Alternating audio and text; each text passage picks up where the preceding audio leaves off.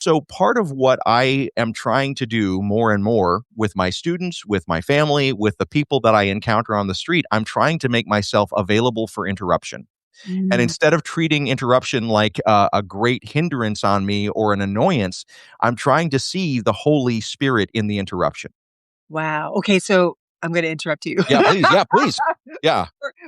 just a quick minute because as you were speaking, I was reminded of a moment in my own faith life where, as a Black woman in a white evangelical church, and actually it was a very multi ethnic evangelical church in Los Angeles, and this multi ethnic evangelical church had a Southern Baptist.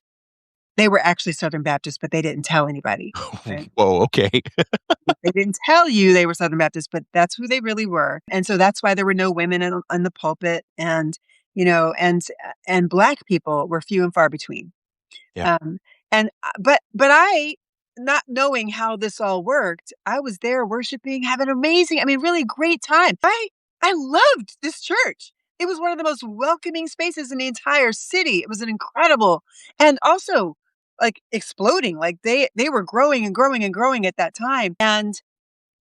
But they never taught on race. They never actually laid down boundaries within which people had to operate with regard to race and how to deal with power and how to deal with that, right? So that was just, we were just going to dumb it all down and make it, the most common denominator. Here we are, multi-ethnic. We love the fact that we're multi-ethnic church, and we're in the heart of Los Angeles, which is a majority Latino community and city. And there's no Spanish language being spoken in the church, and there's also no Spanish language worship. And so, but they were like, well, the common denominator is English, and so that's what they did.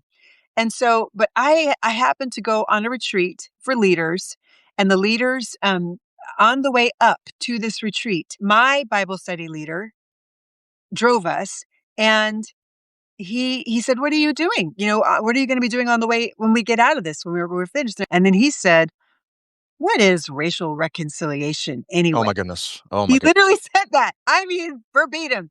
And something in me just dropped. And I thought, "Oh my God, he's my Bible study leader." And I'm the director at the time of racial reconciliation for an evangelical ministry, right?